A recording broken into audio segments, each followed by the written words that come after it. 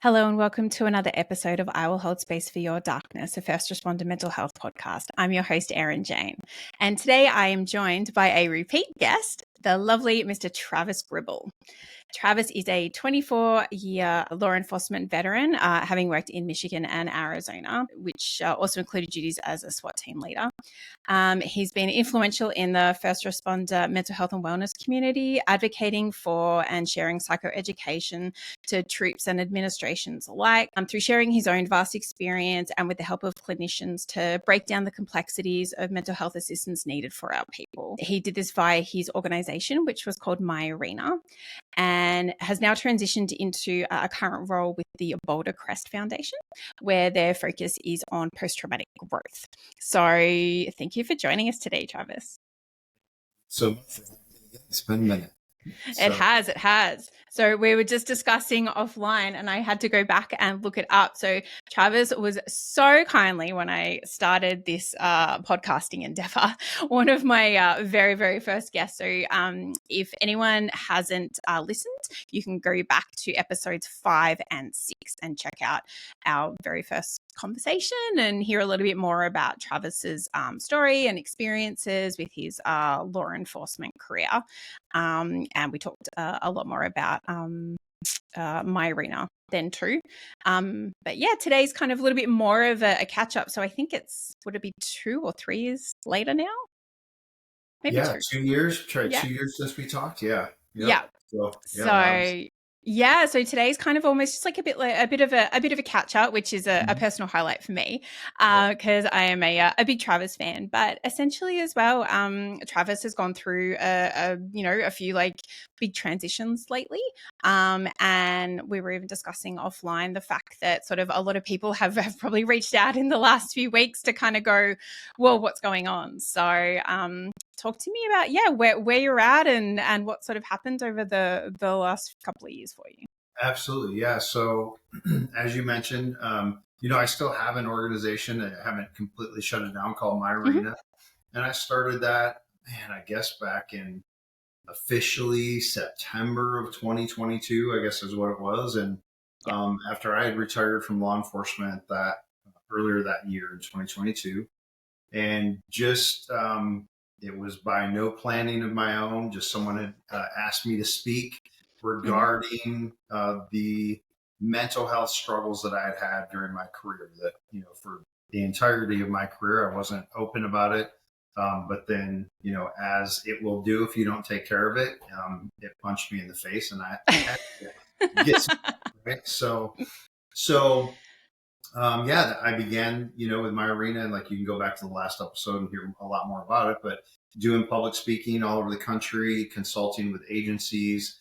Just, I guess if you had asked me back then, my main point was to get across to organizations and specifically individual first responders that the post-traumatic stress is a thing. You're going to deal with just a lot of trauma that if you're not taking care of yourself appropriately, these are the things that could happen, and I was a perfect example. And the whole point of my going out and speaking was just to share my story. Say, hey, this is what happened to me. I was super vulnerable, which, I'm still fine to be, and share, what went on with me, and be open and honest in hopes of someone would hear that message and they're like, okay, maybe I should go talk to someone as well. Right. So that's where it started. And that carried me through until, just a lot, I guess, has happened. If you want me to transition into like the previous, I guess this started, and I knew I was coming on here. I'm like, when did exactly this thing start, Yeah. And I can actually trace it back to the beginning of 2023. I heard a podcast with a guy by the name of Dr. Chris Free that wrote a book called Operator Syndrome. I have it on my bedside table. Yeah. So I read that, and it was the first time I'd ever heard anyone say that maybe, when we are diagnosing, he was specifically talking about veterans on this podcast, but he did mention that this is the same for first responders, right? Yeah. That just by the mere product of our training and what that creates in us, you could Mhm. actually label that as PTSD based on what the DSM says, right? Mhm. So it was a very interesting. I was like, man, it's super thought provoking, and I would Yeah. say that probably started my journey of what does this all look like? Mhm. And my old department, Mesa PD in Arizona, they were one of the departments in Arizona that had adopted a program called Struggle Well through Boulder Crest Foundation. And Mhm. someone had mentioned it to me. So all these little seeds have been planted throughout the Yeah. time, and, like it always happens. And so I knew of Boulder Crest, but then someone connected me, and I was actually invited to go to a program, one of their immersive programs for first responders in Mhm. Texas. And Yep.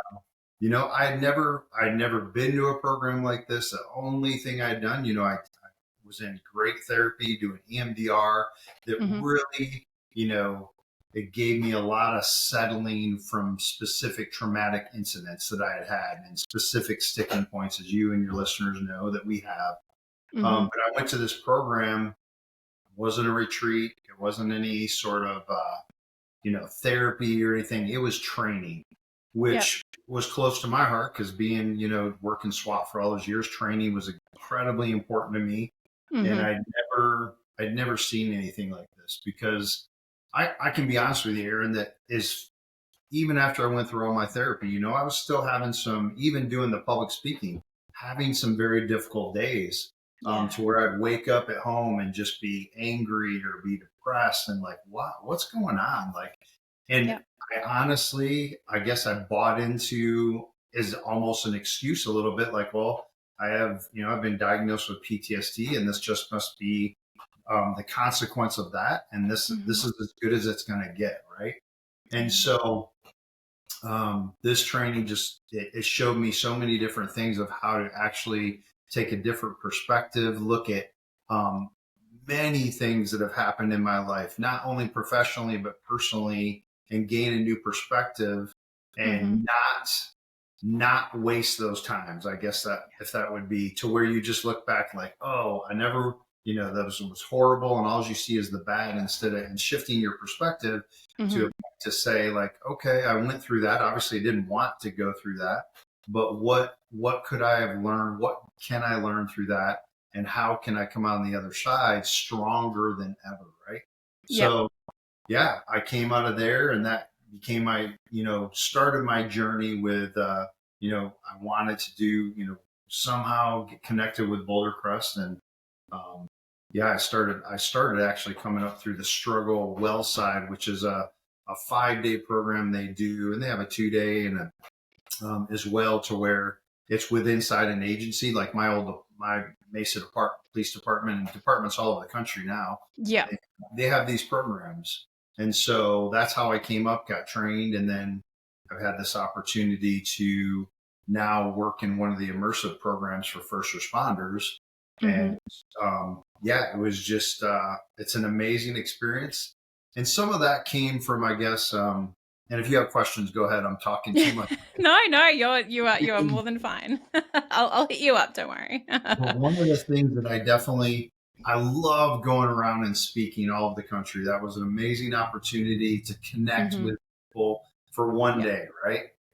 The worst part about that is then I left them. Yeah. And like, I would always be prepared with resources, whether it was connected with a therapist in the area or these Mhm. programs.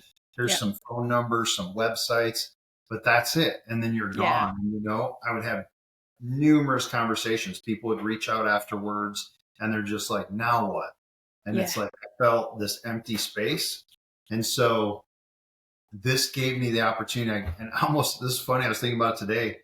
I probably almost did this in reverse order, to where I was out doing this public speaking thing, and now I've went back into, per se, like, I guess, the boots on the ground, Yep. getting into the mix of this connection thing. So but it's I just love having the opportunity to do it, and being able to take our first responders and veterans through this training, and so it's Mhm. been amazing.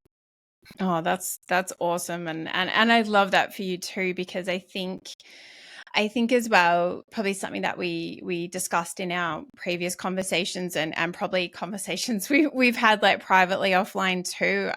There is I think there's a weight and a heaviness when you go around and share your story and experiences, and especially some of the very heavy and traumatic ones that have been like a part of your career, and that you have been gracious enough to share with, the first responder community. Like, I feel like that, would easily reactivate you, and some days would, water off a duck's back, and other days just be incredibly impactful. So it doesn't actually surprise me that, you turn around and be like, it was kind of getting too much at certain times.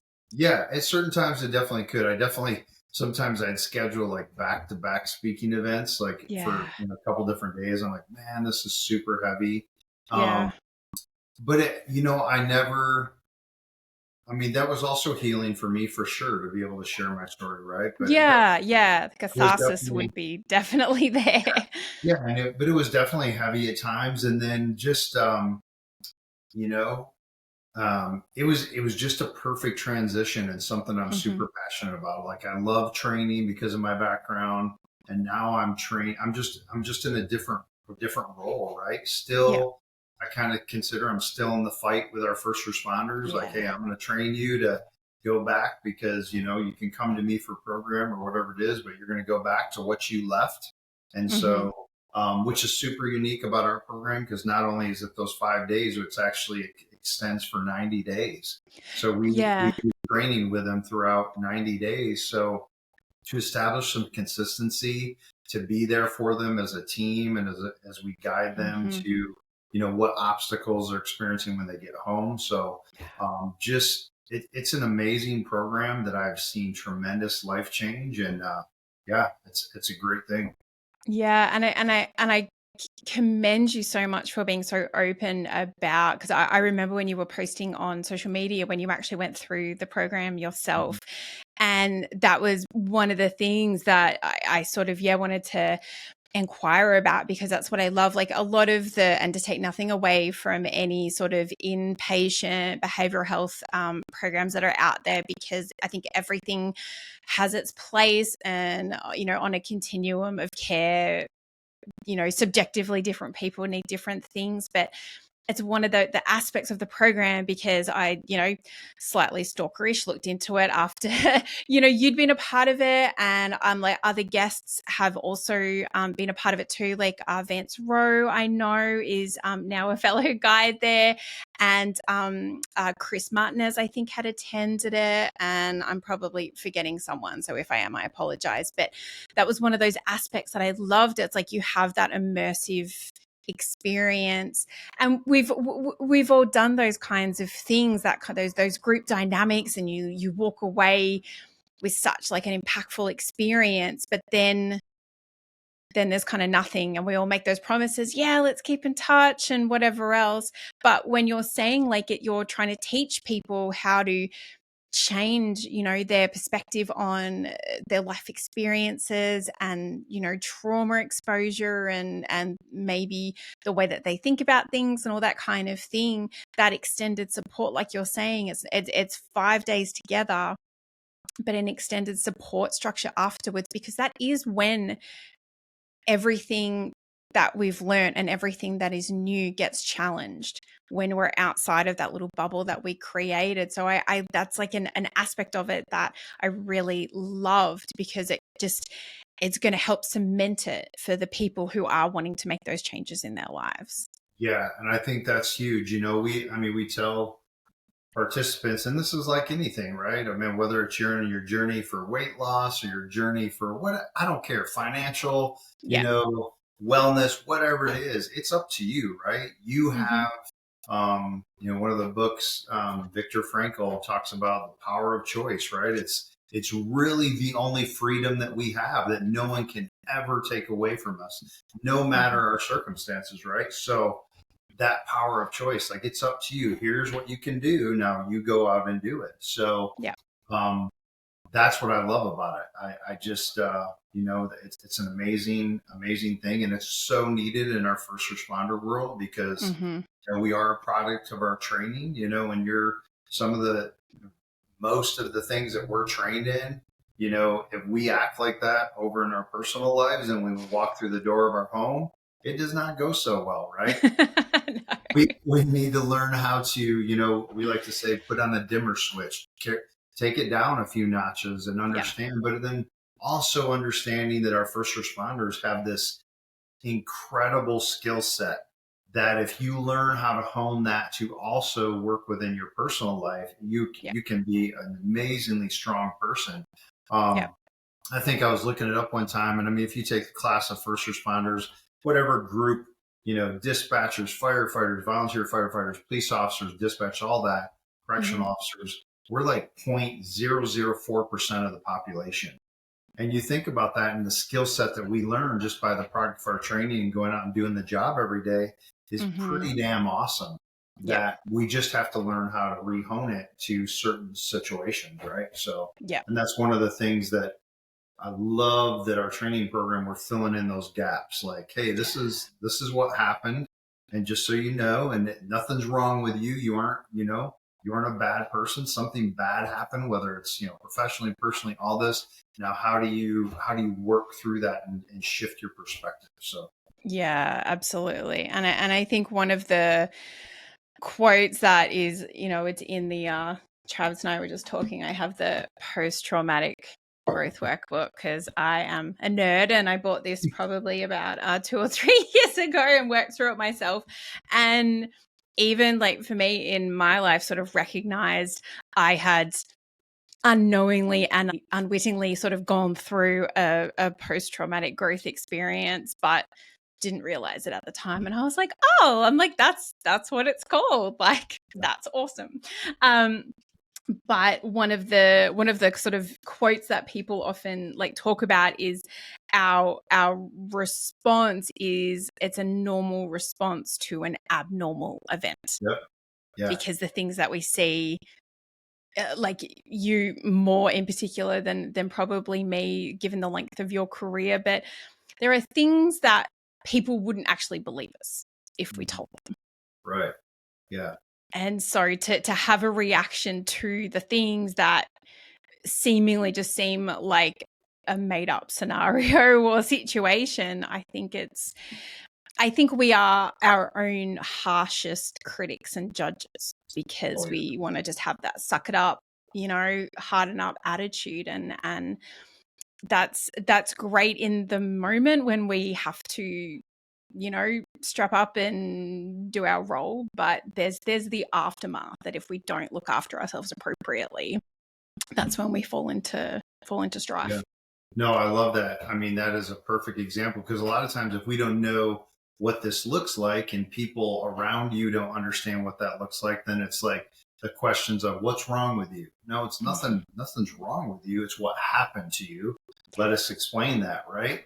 And it's so funny. Like, yeah, there are appropriate times where I have to shut off emotions and just get to work and do the job.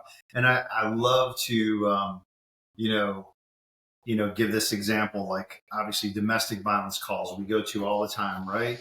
You walk in, it's this chaos, people are screaming, and like you're stone cold. You're just there to like figure out, is there an aggressor? Who's the suspect? Do I have to take somebody to jail Yeah, tonight? What is all crime this? being committed, all of the Right? things. Yeah, Yeah. all that stuff. And you can't be emotionally reacting, or you wouldn't be good at your job, right? But then, after shift is over and you come home and your partner or spouse has been home with the kids all day and they're just complete chaos, whatever's going on, and you're just like, yeah, I'm not going to react and I'm stone cold.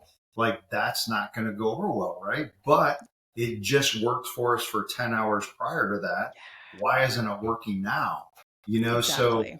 it's just, that's where that training comes in of understand. It's more of a, understanding, right? We have to know the why, right? Yeah. Everything starts. If we don't know the why, then we can't get to the other side of it. So the Yeah. education piece and helping people learn and understand is so important, of why Yeah. these things, why you are the way you are. Exactly. And that there's nothing inherently wrong with it. I think it's also comes down to just understanding it, that like not only do we go through training to be a police officer, firefighter, dispatcher, corrections, AMBO, EMT, paramedic, all of the things, like it's also about how our mind and our body gets trained over time to respond to the kind of stimuli that we see, and then how that becomes our normal natural response, and which can maybe serve us in the moment but can end up being maladaptive over either a longer time frame, or it doesn't like you were saying, doesn't translate well into our private life. Oh, well, I mean, yeah, when I was doing, my speaking events and stuff, I always talk about my boys, because I've had to make some amends because I thought, well, Travis is a pretty damn good SWAT guy. So those skills must translate into being a good dad, right? And so at times I'm too harsh, or this has got to be done exactly the same way. But I wasn't understanding, like, no, those skill sets, yeah, of course, if you're running now it makes so much sense and sense to me, but in the moment it doesn't, right? But yeah, of course those skills are important during a SWAT operation. That has to be this, and this. But the 3 and 4 year old, they don't have, like, no, they're not going to understand that, right? Or even be able to receive what you're trying to teach them, even maybe if it was good intentions, right? Yeah. So yeah, I mean, it's just a learning, and and I think we're getting there. We're starting to, and that's one of the transitions too for me. I think from walking away, I mean, I don't know. I know there was people probably out talking, before I started doing it. It seems like there's a lot of people in the space now.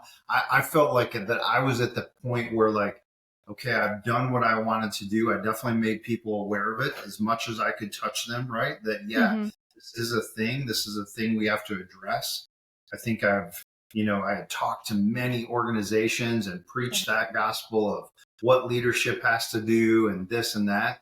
And so now is a transition, like almost like, okay, we've identified what's going on here. Now what? And that's why I've loved this transition of, like, getting back into, like, okay, now we're going to get into training.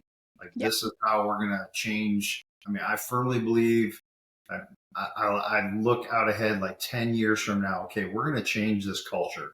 We really are, to where it's going to be accepted, that this is going to be like, yeah, this is just what we do, right? I was just talking to a buddy of mine back from my old department. We were talking about struggle well today. He's like, yeah, we're doing it pre-academy. We're doing it, for field training officers. I'm like, yes, like this is the way we change it, you know? And so, and it's not that the older guys don't want to hear it, because, man, if there's anything I could say to the old dogs like me, so many people come through our programs that are 45 and 50 plus years of age that are like, shit, I wish I'd have had this training at the beginning of my career. All these things have happened because I didn't know how to handle what was going on inside. And just, you look back and it's like a train wreck, which I do, and that's why I encourage, like, people, like, take care of your stuff now, get into some training like this, do whatever it is. If the therapist isn't your thing, do an EMDR, whatever it is, get in there and do the work, right? You don't want to look back and be like, damn it, I wish I would have, thought this way 20 years ago. Yeah, no, absolutely. And I think it's funny with our population because we do hard things, or seemingly hard things, to external people. Like, even like my husband, say, would be like perfect example. Like, he would be like, have like the lowest BP you could imagine, and like march on into like a building that was on fire, and he'd be like, all right, after this we'll go for lunch, and like be as calm as anything. But yeah, like, ask him like to discuss his feelings, he'd be like, fuck. So we do seemingly hard things that would be considered hard to external people, but then for us, it's breaking down that barrier to talk about our feelings can actually be harder for us than facing an angry man with a weapon or running into a burning building, because it's that I guess that juxtaposition where we fight against our own survival mechanisms and fear to do the hard things that we're trained to do. But I think that invariably makes us detach a lot from some of those other aspects of ourselves. And that inherently is what we end up finding really challenging. Yeah, 100%. I mean, kind of the joke is, especially amongst police officers that come through the program, some of them during the program, the emotions at some point may hit and it just punched them in the face. And it's something maybe they haven't, experienced a lot of, or definitely never in front of, 12 other people they just met. And they'll joke and be like, I'd much rather be in a gunfight right now than feeling what I'm feeling right now. And I honestly think, yeah, you believe that. That's this is so hard for you. Like, yeah, put me over there doing that rather than doing this. But it is hard for us. Yeah. And I think even just humans in general, like it takes a lot of courage to be introspective and to not only like take a really hard look at yourself and your actions and your behavior and your treatment of people and all that kind of thing, but then to wrestle with it and acknowledge it and then go, I want to put in the work to do better. Like, I genuinely don't believe that a lot of people either want to do it, are interested in it, because I think sometimes it's easier not to. Right. Yeah. I mean, they may think, they would look at it as that it is easier, but if they really were reflective, it wouldn't be. But and that takes, Erin, it takes consistency. It takes making that a daily practice of this is what I'm going to set out to change. Right. I mean, I used to be the person who was like, it was always, it's my way or the highway. You like get on board or you're getting kicked off. But now, with any difficult situation, it's always like, okay, well, what could I do differently?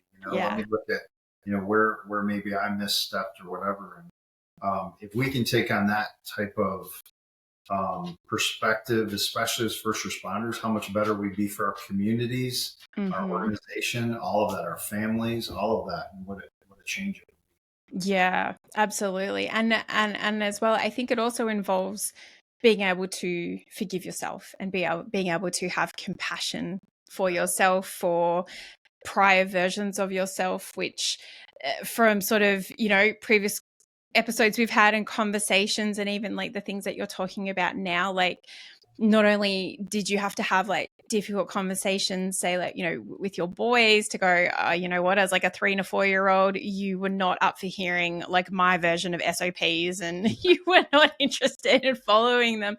And I know that now and I can't go back and change it, but I can tell you that I recognize that now and I seek your forgiveness, but I also be able to have, to be able to move on. I have to forgive myself and show myself that kind of compassion. And that again is a challenging process, like you were saying. Having self-compassion is one of the most difficult things for us to do, for sure. It sure is. Yeah.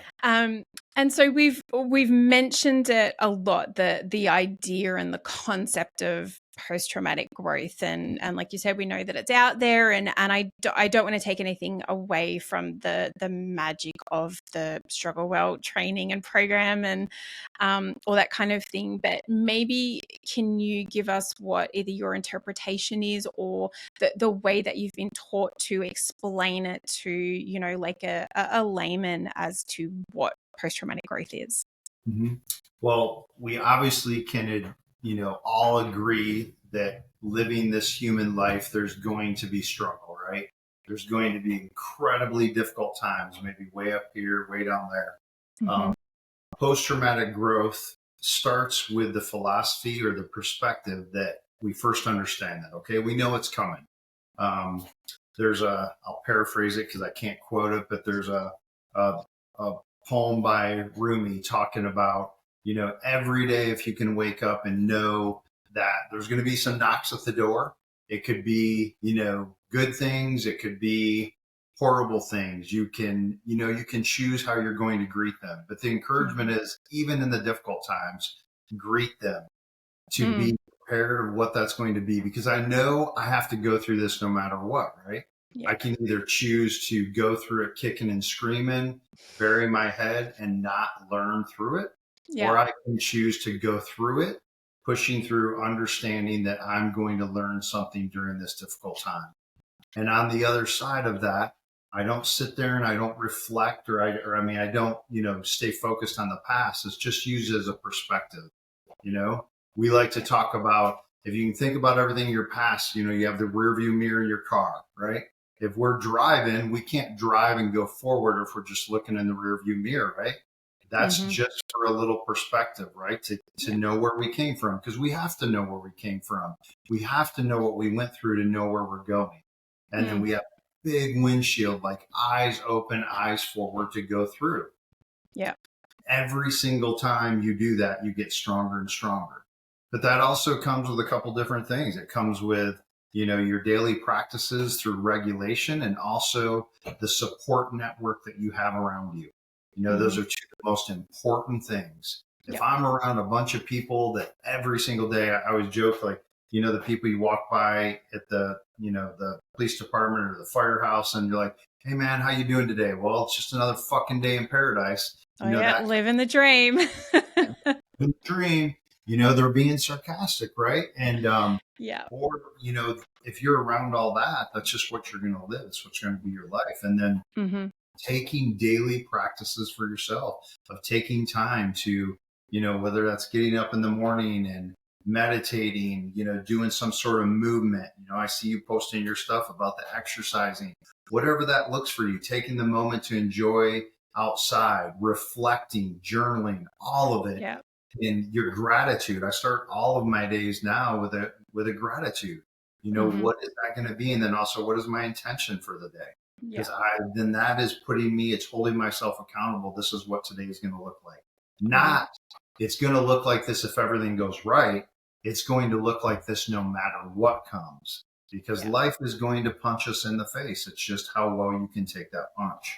So that's like a brief, like layman's, like that's what we would hope, and because the struggle is coming. It's just up to you if you want to grow through that, or if you want to just waste those experiences. And I would beg people, don't waste the trauma. We can use those experiences to grow, not only for ourselves, for our children, for our families, for our organization, for our communities, all of that. Yeah, no, that definitely makes sense. And I have sort of, again, because I am a giant nerd, when I read this delightful book a few years ago now, I have like some sort of cue cards with like a couple of I know you can feel free to mock me in person and then post interview, that's okay. But so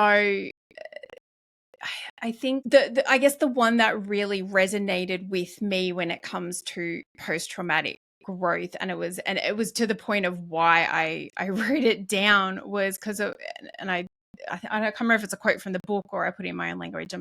It looks like it's probably written better than I could ever write, but it's the reconstruction of your belief system into a new system that didn't exist in any substantial form in the past. And often that can be because the trauma we experienced shakes something within us to our core, that either something we believed about the world, about maybe a person in a relationship, about our anticipated future. It gets shaken, it gets torn down, it gets something, like we get to be made incredibly to feel unsafe or something like that. And it really, I think it forces some kind of like a reckoning. But once you get through that process of it, you kind of come out better and stronger and more evolved, and just almost like a better version of you in the aftermath that wouldn't have eventuated had the trauma not occurred. Yeah, no, 100%. I mean, it offers you many new opportunities, right? New possibilities. It gives you opportunity for deeper relationships. For instance, for most of my life, my father to me was not a great figure for me. But some of this change has happened to me with growth. I've gained a new perspective of understanding, why he was who he was. Why did he do the things he do? Looking back, It's given me new perspective, new possibilities in how I view him. Of Mm-hmm. And that can be for people that my father's passed away, but for people that are, still in your life, what does that do for you? That deeper understanding of what's going on, Yeah. so incredibly important. That again, I mean, it's up to us, right? We can just stay stuck in that mode of blaming everything or every situation. But at the end of the day, there's a lot of trauma in this world, right? Yeah. Even first responders and veterans, like we don't hold the tickets to that. Like it's all over, right? So it's trying to shift your mindset of how you deal with these difficult situations to Mm-hmm. come out the other side and go to grow.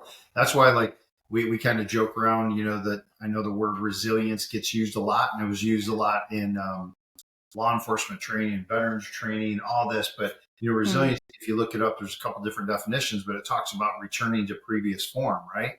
So if I go through this very difficult time, a lot of us will say, if I can just get through this, go back to the way it was.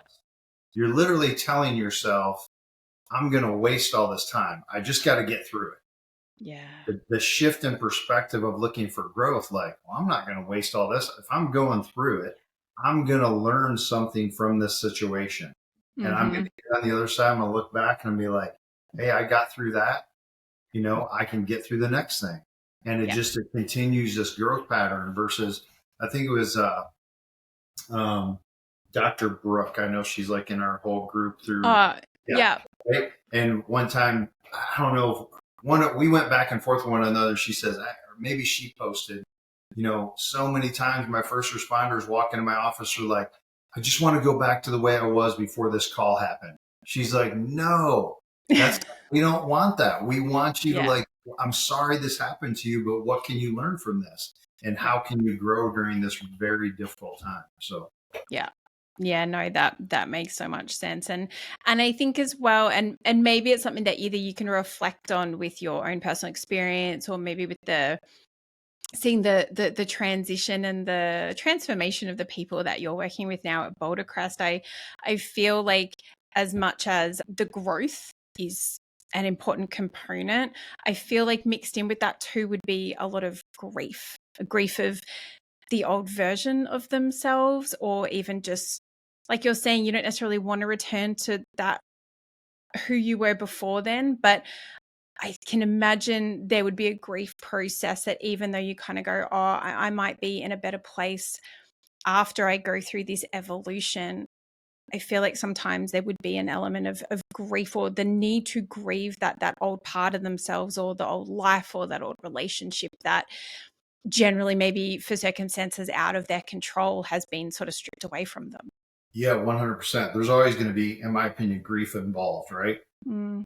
Because a lot of what happens when we're going through those times, we're not dealing with situations well, right? Or something happened to us, that wasn't that we were a victim of, or whatever that may be. Um, we just, a lot of times our sense is like, oh, I wish that didn't happen. I want to go back and change things, whatever that is. I mean, it's, this is, we can't pull it back. That the ship has already sailed, right? Yeah. So again, this is the power of choice. Attitude and effort. You have the decision. It's up to you. Like, you can keep in this current state of where you are, of reflecting on nothing but the past and being this constant grief or angry or whatever it is, or you can accept, like, okay, this is done. I can't pull back what happened to me, or what I did to someone, or maybe I didn't do that I should have done, whatever that looks like. And you can go eyes forward. Use that for perspective, because it helps us in our growth, right?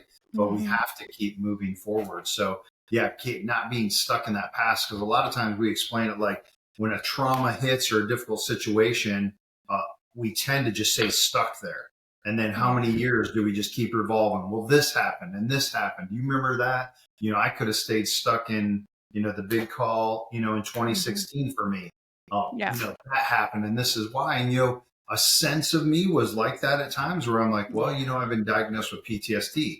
I could stay there and just use that as an excuse, but I choose not to. I had the power of choice, and I chose to move beyond that. So, Mm-hmm. but there's going to be grieving. It's not like there's nothing about any of our training or any like stuff that you do that we're going to tell you like, hey, this is going to be all easy. It's not, right? I But think if it's easy, you're not doing it right. right, yeah, exactly. So I mean, it's like you choose your hard. You can either choose to stay in the hard space where you are, or you can choose the hard work of going forward, right? Um, Yeah. life is not hard; it's hard work, But if you can change your perspective, just how miraculous the journey can be from there, even during the difficult times. Yeah. So Yeah, absolutely. And like you were saying, we were literally just talking before we hit record, and I was saying how I had written something last night and today about like personal agency. yeah, And it's like that living with intention, living with purpose, our free will to make those choices and decisions, but also having to live with the consequences of those choices. And whether that choice is to do something and engage in something to try to, help yourself cope better, feel better, live better, or the choice is to do nothing. And like you're saying, stay stuck or stay miserable and, grumble and, be that crusty old member who, had the opportunity and chose not to. yeah, agreed. Yeah, Yeah. we have to that. I mean, it is somewhat of a challenge, right? Again, that's Mm. why I like our program, the training. Like, it's up to you. Like, we're Yeah. definitely going to give you these things that, again, no promises. Life's going to be easy because it's not going to be. But here's the challenge to you to step up to the plate and do what you need to do to gain that new perspective and move through and experience growth like is actually there. Yeah, absolutely. And but before I move on and ask you a couple more bits and pieces about Boulder Crest, I've also got it written down here that there's like, I guess, 5 types or 5 sort of elements of our life that can sort of involve and be integrated with post-traumatic growth. And it's been a while since I've looked at these, so correct me if I'm wrong, but it can be personal strength, improved relationships with others, a newfound appreciation of life, new paths or possibilities, and a new understanding of life's meaning and purpose, or kind of like a spiritual change. Or is Yeah, that maybe yeah, reflected in like all of it? these are what we call the 5 domains of personal growth. There So we as go. you go through each one of those, yeah, you can understand those deeper relationships, a new spiritual, sense of, self, all whatever that means, to you Mm-hmm. for each of those. And that's our challenge at the end. This is what post-traumatic growth looks like. And Yeah. this is all these new things that can happen if you let it happen. So Yeah. No, that makes sense.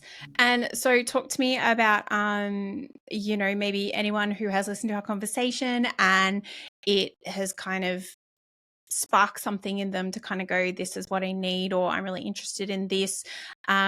What does the process look yeah, like for someone wanting to perhaps, come and be involved in one of these immersive programs that Boulder Crest offers? absolutely. So yeah, so go to bouldercrest.org and you can go in there. I would really encourage people to go through. There's a resource page. You can go. There's like short videos. You can learn Mm-hmm. about different concepts and things that we do teach.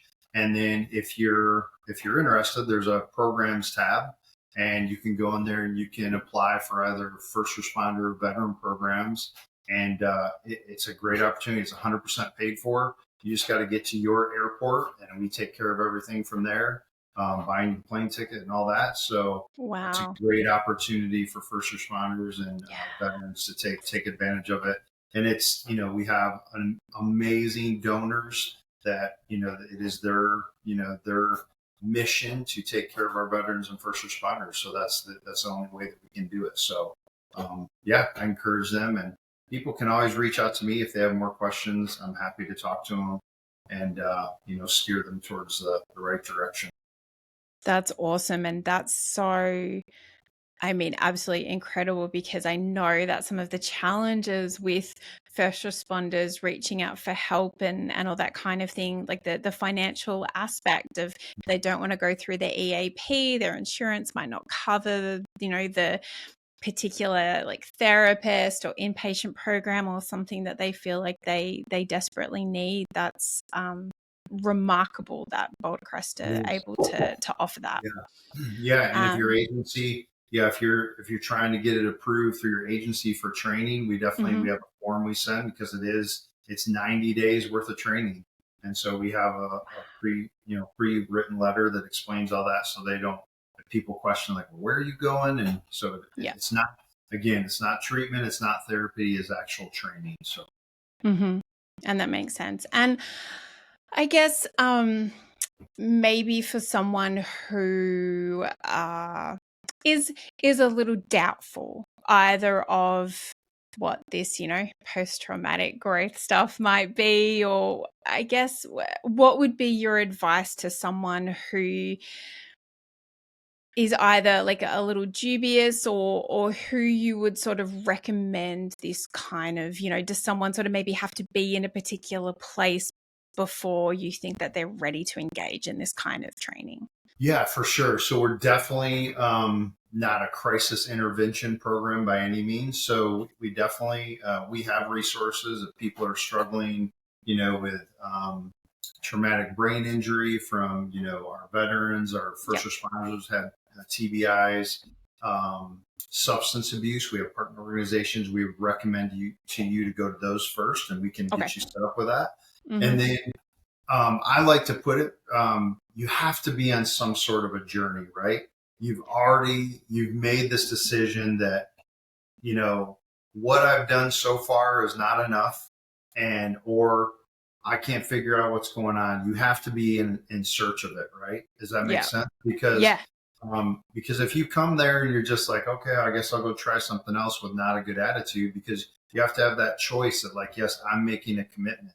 And we challenge people, right? You're making a commitment to yourself and your teammates that you're there with, that you are, I know myself personally so many times, okay, I'm going to get better. I'm going to do things differently.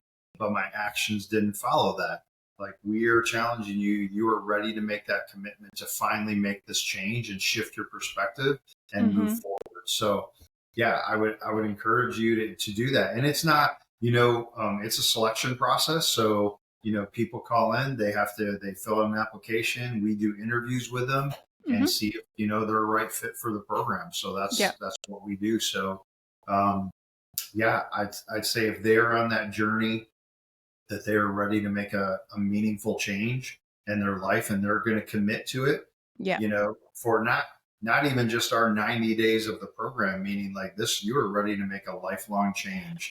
If Yeah. you are willing to do that, then you are a perfect candidate for one of our programs.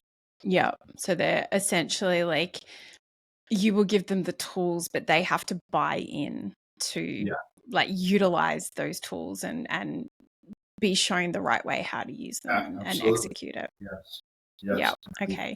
And and not to get like too much into the weeds, and if it's not appropriate to ask, that's okay. But how often do these programs run? Because I know that there's one in Virginia, and I think, is it Arizona and Texas, or So we have, of our Boulder Crest has our locations of Virginia, Texas, and Arizona. okay. And then we have many partner organizations throughout the country that also deliver some of our programs as well. Okay. So, based on, if you come through, our website, you're going to find our programs, and then there's other partner organizations. Sometimes people get directed there; they'll find the same curriculum Mm-hmm. delivered, per our standards of Boulder Crest standards, and Yep. so yeah, and it I can't guarantee you like where you go. It just Mm. depends on what team you get set up with. So most of the things that I do, I'm running out of Texas right now, so I travel there, once a month, and Mm-hmm. that. So I'm leaving again this Saturday to go do a program next week. So yeah. Mm-hmm. Awesome. And so for like, but depending on like which location or that kind of thing, would it be that there's sort of like a program running sort of like once a month, or like it kind of really just depends on Yeah, I mean, there are, staffing and all of the things? like, out of Texas, we're running programs with different teams almost every week. Wow. So, and then, so our other organizations, or our other locations, Arizona, Virginia, and then our partner organizations. There's Yeah. teams all over the country running these Yep. programs. So Okay. And then when I interviewed Vance, he said that you guys were referred to as like a guide. Is that sort of yeah, they do. They refer to us as guides. We're not instructors by any means. We like to say that we're just a little bit further in the process than you.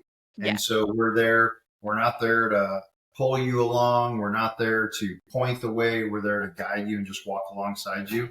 And Yep. that's really what we do. We still are figuring this out ourselves. Mm-hmm. We are daily practicing the things that Yeah. we are teaching and training. Because if Yep. we weren't, we wouldn't. We'd be the students would pick up on it that we're phonies, right? Yeah. So we live it, Yeah. and Yeah. we First responders smell bullshit pretty easily. we're 100%. No, you're right, and I think that's what makes a really good guide is that your connection through the passion about the training. That is Mm-hmm. that's what gets through to the students that hey, we're seeing, you know, these guides walking us through this and they're obviously passionate about it and they're living this and I Mm-hmm. want some of that. I want to feel what they're feeling, so that's what we Yeah. try. Yeah, Yeah. that makes sense. And I guess probably the last question before I let you go would be when you as a guide, do the guides work like are you a crew that then does the same like what am I trying to say? Like say it's you and four other guides, do you guys always do it together or the guides are paired up with different people all of the time? Yeah, we work with a team. We're assigned with a Okay. team. So yeah, yep. So it's Okay.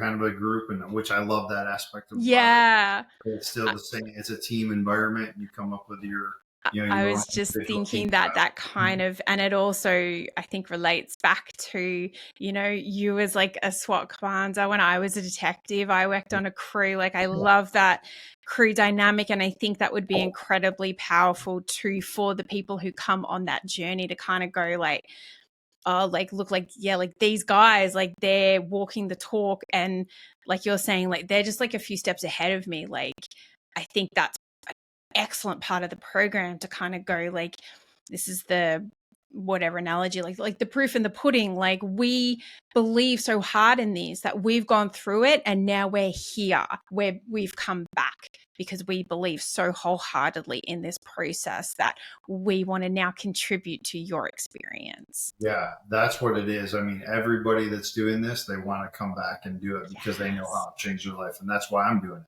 Yeah. Because, yeah, I mean, I had that perfectly good thing going with my arena, plenty, Yeah. right? And Yeah. doing my thing. But no, I just am so passionate about it that I wanted to give back to our communities because I truly do believe this is part of the piece of the The puzzle to next get the thing. culture and everything Yes. completely shifted. So Yeah. No, I love that for you. And I know like you said, you probably more in like the wind down process for my arena. And as I may or may not have sent a text message to Travis demanding that I can still purchase some t-shirts because my husband stole my one and it's hard to actually ply it off his body at the moment. So I can barely get it to wash it. So he's claimed that. So I'm going to have to steal a couple more from I will Travis get in the you meantime. t-shirts. For sure. Do you have any more speaking engagements coming up that I know you partnered with? Is it Blue Grit Wellness? Is it Eric? Eric Yeah, from? I did something. So a couple of months ago, I went up to the Seattle area and did something up there. Mm-hmm. And then in September, I'm actually doing a conference in Montana. Oh, you're So going back to Montana? Awesome. so with three therapists that I was working with in that state, Yep. they're doing it's through a grant program. One of the chiefs of police. This had been on the radar for a long time. They wanted a wellness. We're calling it a wellness summit.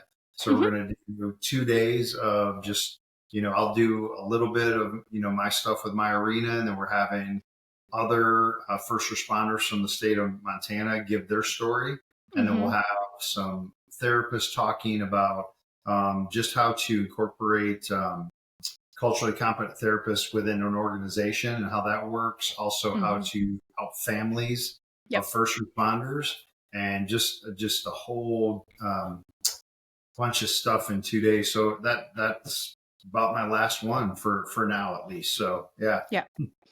That sounds awesome. That summit, like, please share details with me Yeah. in the lead up, so I can share about that, because that Okay. sounds Will do. incredible. Are you still open to doing stuff that hasn't already been pre-planned, or are you just kind of like, this is where I'm at right now, and I want to Yeah. focus on Boulder Crest? So for right now, I've shut down for 2025, Mm-hmm. just because there's so much work involved in this, and I'm just very passionate about it. So not that anybody told me or Emily told me anything like, "Hey, you can't do both." Yeah. It's just It's a I'm an balance. It's a life balance. and I'm an incredibly passionate, loyal person. So if I've decided like this is the route I'm going right now, I want to give everything to what I can with this program and with Boulder Crest. Yeah. Because again, I know it works, and I've seen lives being changed, and Yep. what more could I ask for? So That's awesome. No, I love that for you, and I will stop pestering you about it. So I'm gonna question without notice, and I don't actually. I know, right? I don't remember your original answer from our first podcast, so I'm going to have to go back and have a listen. But I normally end the podcast with asking, what do you do to hold space for your darkness? And I guess maybe what I'm wondering is whether your answer will have changed from 2 years ago. what do I do to hold space for my darkness? Um, it's daily consistency of